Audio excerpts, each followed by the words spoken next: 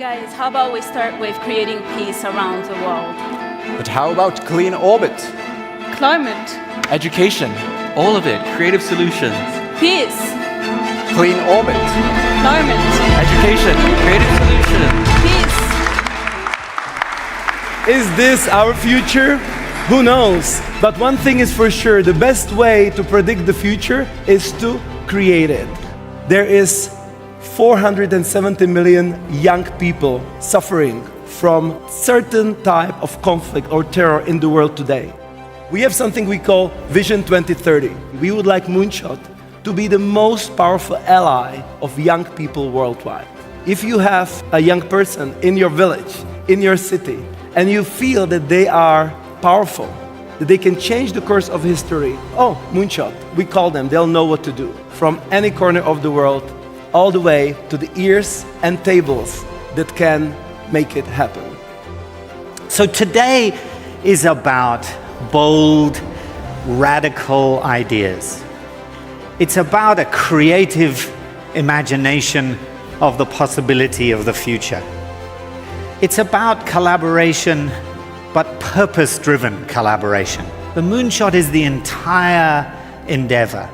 It brings together people from all ranges and walks of life contributing in different ways. A unity and diversity of action brings together collective action amongst people with different pieces of the puzzle to create something very special. And I want to recognize everybody here today, and in particular I want to offer a brief introduction to some of our special guests. Her Highness Radhikaria Gaikwad of Baroda, the board of directors of the Moonshot platform, who are all here today, and as you know, we'll have the pleasure to welcome the President of the Czech Republic later today, who spoke so beautifully and memorably at last year's Moonshot event as well. Today, we're joined by people who are opening doors and portals all around the world. From saving the Amazon rainforest to rethinking how we invest in our future to creating spiritual spaces to exist in. These people all hold a piece of the story that is the future. In the last year, with the help of amazing people I met here at Moonshot, we are now starting an NGO in partnership jointly with TerraSphere to solve the regenerative soil issues across Africa and also raise yield so much that we never have hunger again. Moonshot is an extremely transformative experience. It brings a multi-generational group of people together from around the world to share how we're working towards a better tomorrow. The diverse perspectives that exist in this room and the different lived experiences help to create bonds that help us to understand the world more deeply, to create empathy and trust between individuals. So this is an incredibly powerful gathering that you all will get to be a part of for the next few days.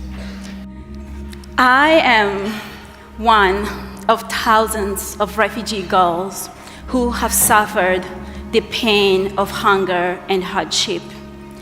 But I also know that how powerful it is when someone believes in your potential. This problem is personal because I myself was among the young girls that you see here. There are 99,000 people living here with only one secondary school. And so we will take girls who have graduated from primary school to continue their education beyond. I dream of young Africans who are going to create solutions of peace in Africa, young Africans who are going to use the resources that Africa has. What would happen if I get it right?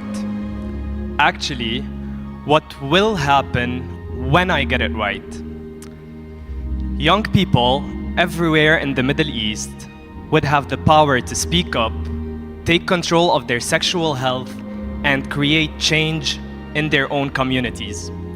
I'm Samih Doher, and I'm from Lebanon, a place where topics like sexual health, mental health, and body autonomy are still faced and met with silence and shame. Moonshot actually gave me the power, the validation, and the courage to believe that my story, my community's story, matters. What would happen if I get it right? Every nomadic child which is invisible to the world, will be connected, will be educated, and will be empowered to shape their future through technology. This is what they came up with that changed the gang leaders' minds in their community. That's where I grew up at, right here. Whether you're black, white, Asian, Mexican, when you come, you're gonna feel it. It's a dog-eat-dog world. And maybe this helps turn the knob just a little more towards less violence. Could the area change? Could it become decent? Could these kids all see a future? Amazing. All of you in this room could be doing anything, but you choose to be here. This coalition, this community is what's going to make these solutions scale. But actually, what Moonshot is doing so differently is it's investing in the leader. Moonshot is investing in your ambition, your moral ambition. And so I think that's what it takes to scale. And I think the recipe is here. Within the last 2 months, we have collected founders from 23 countries, more than 60 of them, that have created corporate value over 30 billion euro. Among them, 6 unicorn founders. So pretty awesome. And this is something that we strive to do, also with the support of Moonshot. So thank you, Yemi. What if I get it right?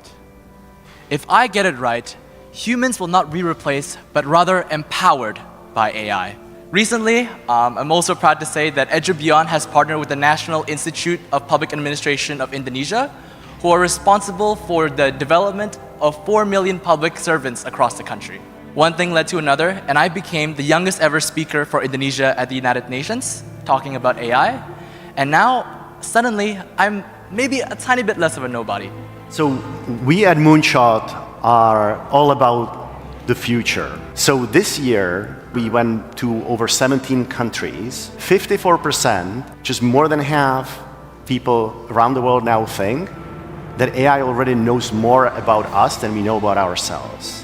To use all of this incredible innovation and really build on top of it in healthcare, in our government, and in different areas of our society, we need to first be able to understand it. And that stat that was shown by Alex earlier, that stat about how people already think that AI understands us more than we do ourselves. If you ask my teachers, my professors at Stanford, the pioneers of this field, if you ask them why do these things work? How do they work? They'll be like, we multiply a bunch of matrices and this and that. And I'm like, sure, but putting math aside, why and how does this work? They don't know. No one really knows. Even the people who build this innovation, they don't know. And so that's the quest that I embarked on. It is such a privilege to not only be a mentor, but to be mentored by young people, because I'm so passionate. I'm co-creating another company now called Ohai.ai. So I'm finding my joy, my inner child, my calling into the care industry back at it again, to learn from young people, to build an AI. I'm turning 55 this year and I'm building AI again. So we have an online community where all important startup ecosystem players like innovators, accelerators, founders can get to know each other, share know-how, connect, collaborate, and most importantly, grow beyond borders. And at the same time, we're establishing a physical presence in the United States, in Bay Area, in San Francisco. The platform is a house, a physical space, and an online platform. Yemi called me in 2020, I think, which was kind of our craziest growth year. And he was like, hey, do you want to, I'm doing this Moonshot thing, you want to join? And I was like, okay, sign me up. Let's go, let's help these young founders. And I found the alignment in what it was for me, but it wasn't because externally somebody was telling me this is what you have to do. It just came naturally. So I don't think it's something you can force. I think it's something that just somehow has to come from within at the right time, at the right place. In the last years that you had and sit in this office, you had chance to be in rooms with royals and military representatives and presidents. When you look at those rooms, and I'm sure you see that young people are missing from those rooms, what do you think that this generation of young people can bring in those rooms that is missing there right now? New ideas, energy, enthusiasm, will to change things quickly. I am extremely pleased with any initiative where people with new ideas have the courage to speak up and to link together and to do something meaningful. I think we need platforms like Moonshot to allow people to talk freely, and especially not only to talk but to listen and trying to understand each other. Thank you. Thank you so much. Thank you. And for a second, I just want you to think about peace. What comes up? Now think about the term democracy.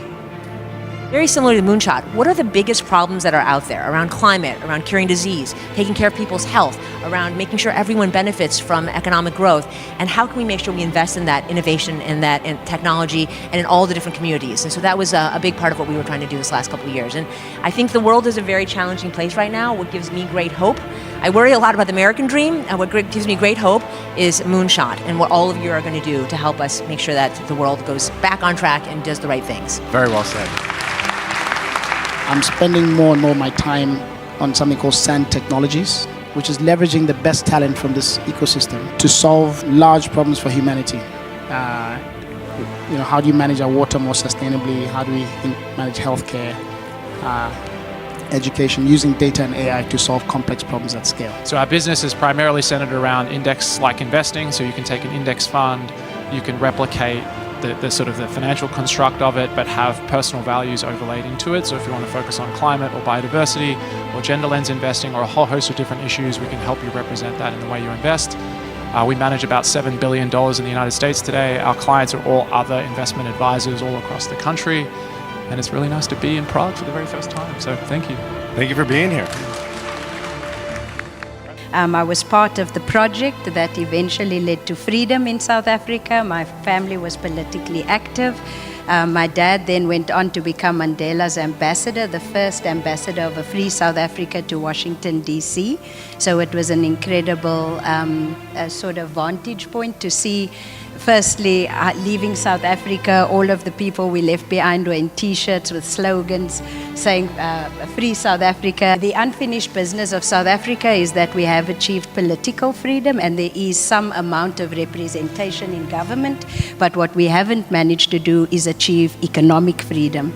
So we are one of the most unequal countries. We are the most unequal country in the world. And I worry a lot, and what I'm concerned with is trying to create businesses that don't just use a commercial imperative to address social good, but also that capital begins to identify people who look differently, who sound differently.